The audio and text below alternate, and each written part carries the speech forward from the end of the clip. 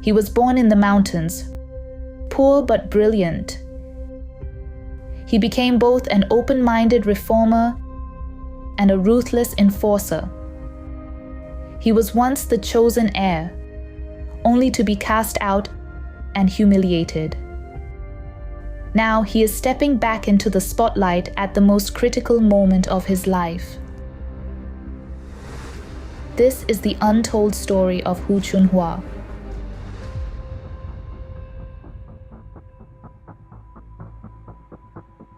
Welcome back to Final War with Katherine Hu. In our recent episodes, we revealed insider leaks from Beijing. Hu Chunhua is now seen as the leading contender to succeed Xi Jinping, and Wang Yang may soon return as his political partner. Together, they could reshape the entire balance of power in China. But who exactly is Hu Chunhua? How did he rise from a penniless student, become the crown prince of Chinese politics, fall into political exile, and now re-emerge as a contender for the top job? Today, we dive into the full arc of Hu Chunhua's journey, from poverty to power to downfall, and now his dramatic comeback. Let's begin with his early years.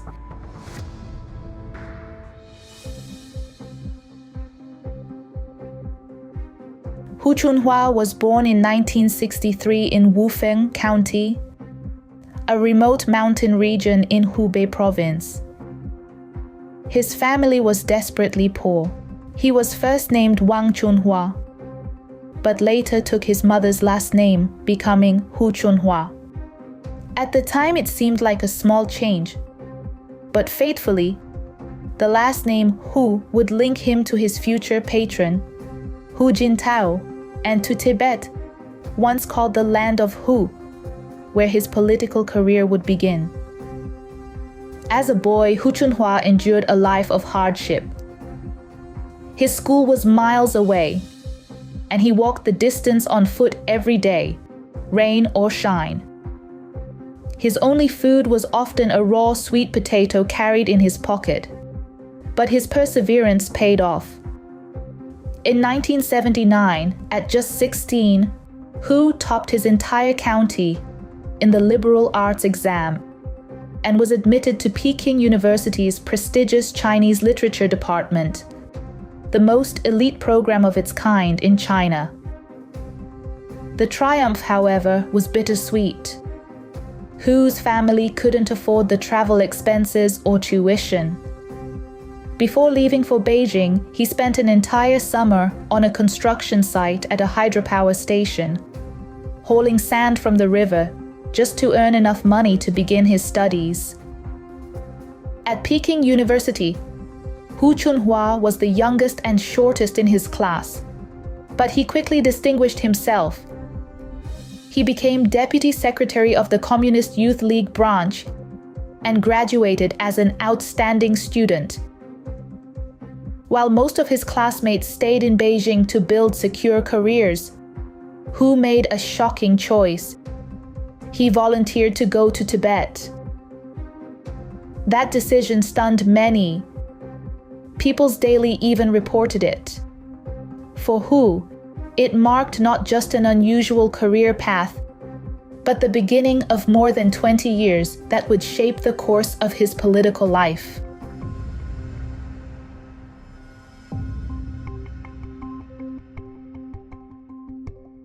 Hu Chunhua's years in Tibet proved to be transformative. Starting from the grassroots, he rose step by step every few years, another promotion. By 1987, at just 24 years old, he was already deputy secretary of the Communist Youth League in Tibet. In 1992, he advanced again. He became its secretary. By 2001, he had entered the Tibet Party Standing Committee as Secretary General. And in 2005, he was appointed Executive Deputy Party Secretary and Vice Chairman of the regional government. For a young man with no family connections, coming from a poor rural household, this was nothing short of a rocket-like ascent. Behind this rise was the figure who would change his life, Hu Jintao. Hu Jintao himself had been a poor student, and Tibet was where he built his reputation and secured his own turning point. In March 1989, massive protests erupted in Tibet, led by monks, students, and ordinary citizens. Wearing a steel helmet, Hu Jintao stood in the streets of Lhasa, directing the iron-fisted control. That decisive show of force won him Deng Xiaoping's trust and launched him on the path to becoming China's next leader. At that very moment, Hu Chunhua was serving in a liaison group. The encounter put him squarely within Hu Jintao's field of vision. From then on, Hu Chunhua was marked as one of the youth league protégés Hu Jintao would quietly cultivate. Once Hu Jintao rose to the top of the party, Hu Chunhua's career shifted into overdrive. From Deputy Party Secretary of Tibet, to First Secretary of the Communist Youth League, to Governor of Hebei, Party Chief of Inner Mongolia, and then Party Chief of Guangdong, Hu Chunhua set record after record as one of the youngest officials in China's political elite. By the 18th Party Congress in 2012, Hu Chunhua had entered the Politburo. Media hailed him as Little Hu Jintao, and the party elite whispered his title, the designated successor. But with this fame came something else, mounting controversy.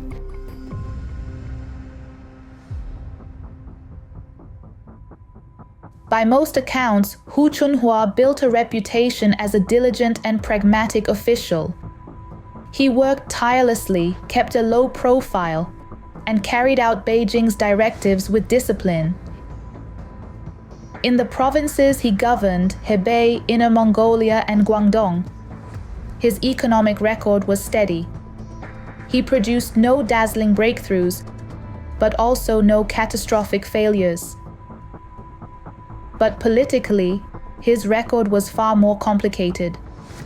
Whenever citizens rose in protest, Hu almost always chose the party's traditional playbook: stability maintenance by force. Take 2011, when Inner Mongolia was rocked by massive protests.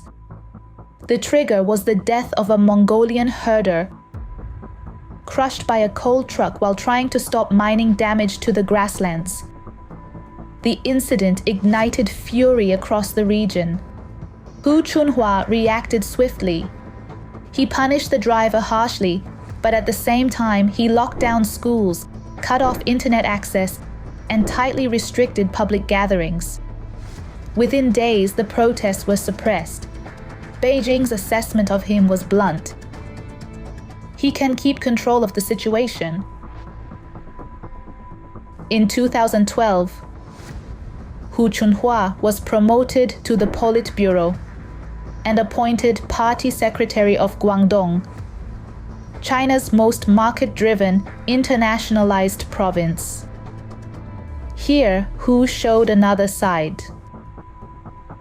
Politically, he was cautious and restrained. Economically, he was pragmatic and friendly to business, encouraging private enterprise.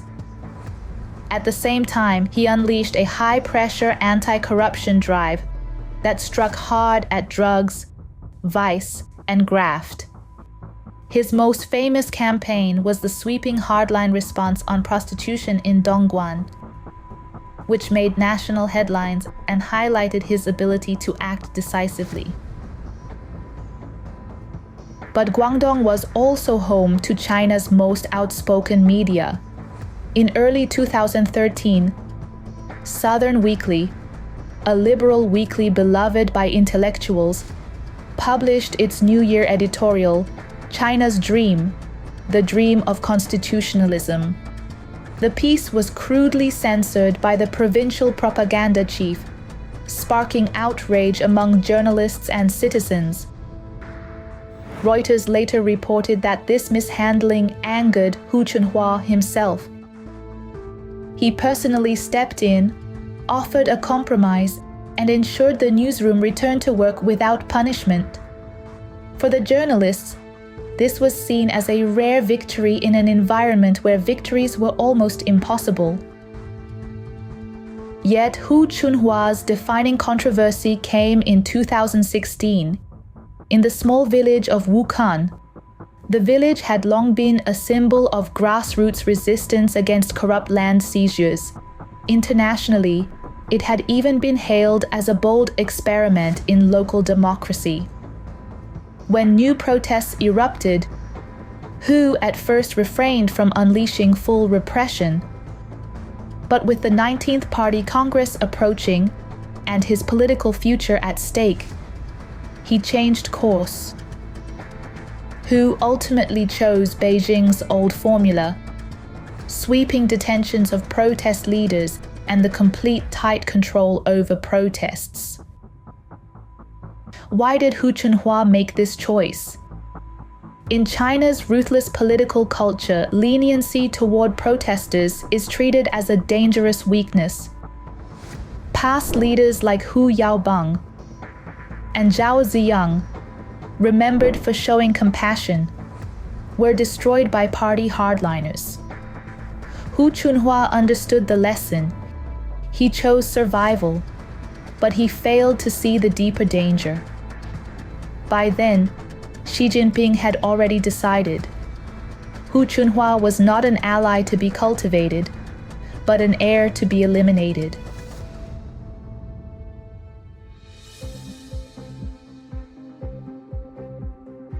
At the 18th Party Congress in 2012, Xi Jinping formally rose to power. At that time, nearly everyone inside and outside China believed the succession plan was clear. Hu Chunhua, long groomed by Hu Jintao, would rise step by step, first into the Politburo Standing Committee, then eventually into the top leadership seat. Everything seemed set in stone. But just before the 19th Party Congress in 2017, the script was torn apart. Another heir apparent, Sun Zhengcai, was suddenly arrested without warning. The signal was unmistakable. Xi had no intention of honoring the old succession arrangements. He would not accept designated successors handed down by his predecessors. He intended to rewrite the rules and extend his own rule. At the 19th Congress, Hu Chunhua was elevated only to vice premier, third in rank among four, far short of the standing committee. His succession path blinked red. Months later, Xi abolished presidential term limits altogether, openly clearing the way for himself to remain in power indefinitely. From that moment, Hu Chunhua became Xi's greatest potential obstacle on the road to a third term. In 2020, Beijing moved directly against him. The Central Discipline Inspection Commission issued a directive targeting Inner Mongolia, Hu's old power base. The order demanded a sweeping anti-corruption probe into the coal industry, retroactive for 20 years. Insiders saw the truth immediately. This was aimed squarely at Hu Chunhua. By digging 20 years back, investigators could implicate nearly every decision made during his tenure, stripping him of political cover and preparing to uproot him entirely before the 20th Congress. And then, in 2022, another political storm erupted. At the height of Xi's harsh zero-COVID lockdowns, Jörg Wukan, president of the EU Chamber of Commerce in China, wrote a confidential letter directly to Vice Premier Hu Chunhua. His warning was stark. Xi's zero-COVID policy was inflicting deep damage on China's economy and national stability. But within 3 days, the letter was leaked. Its contents were splashed across the South China Morning Post, a state-controlled outlet used to shape foreign narratives. The implication was explosive. Zero COVID was Xi's personal flagship policy, the so-called proof of his leadership. For Hu Chunhua to receive such a letter and for it to be leaked so quickly was tantamount to painting him as Xi's challenger. Whether orchestrated or accidental, the effect was the same. It placed Hu squarely in Xi's line of fire. And then came the moment that stunned the world.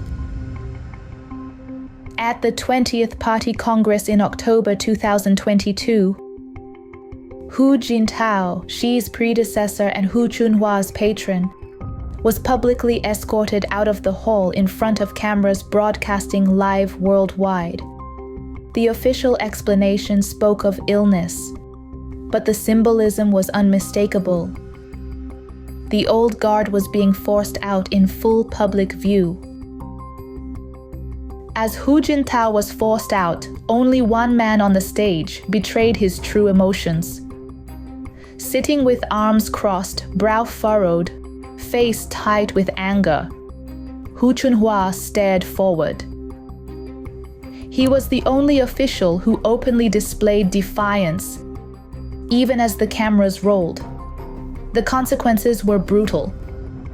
Li Keqiang and Wang Yang, two reformist heavyweights, were prematurely retired.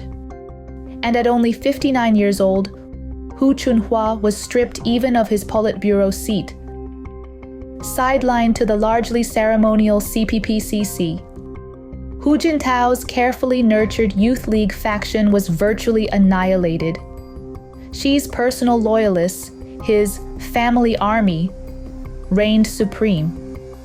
For Hu Chunhua, it was not just a setback, it was the end of his political career.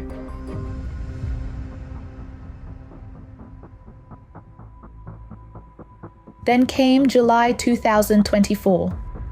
At the third plenum of the 20th Central Committee, shocking news spread through Beijing's inner circles. Xi Jinping had collapsed from a stroke. The party scrambled to cover it up, but the political winds were already shifting. And at that very moment, Hu Chunhua began to re-emerge. Almost overnight, he was everywhere, writing articles, delivering speeches, presiding over official meetings, traveling on inspection tours across the provinces, receiving foreign delegations, even representing China abroad. His reappearance was so visible that a former Inner Mongolia official revealed that when Hu revisited the region, he declared with a deliberate double meaning, "I'm back." By 2025, Hu's comeback was undeniable. In August, he broke with precedent by serving as deputy head of the party's central delegation to Tibet's 60th anniversary celebration, an honor that would normally be reserved for the very top leadership. He then retraced, almost step for step, the same inspection route Xi Jinping had taken in Tibet 4 years earlier. The symbolism was impossible to miss.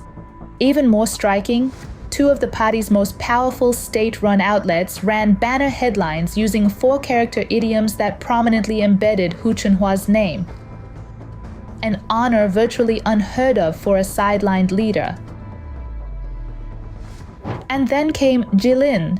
Hu Chunhua delivered the opening speech at the Northeast Asia Expo, again breaking precedent. What followed was even more extraordinary. He was accompanied on his tour by all 4 of the province's top party and government leaders. Such treatment is reserved only for China's most senior figures, typically the premier or the general secretary. For a man who had been disgraced and pushed to the margins, this was nothing short of a resurrection. So now the question hangs over Beijing. What kind of leader will Hu Chunhua become? Will he turn out to be a cautious Hu Jintao 2.0, governing with restraint but never daring to break the mold? Will he become another Xi-style leader, seeking to entrench his rule and dominate the system? Or could he surprise everyone by steering the country onto a new path, moving past the party's old ways and signaling real reform? For now, only time will tell. History has placed Hu Chunhua back in the spotlight, and the choice he makes in the years to come may determine not only China's future, but the balance of global power. Get the real story behind the CCP's shifting power games and see where US-China relations are headed next. Support the vision of a new China without communism. Subscribe now and join us in bringing the truth to light.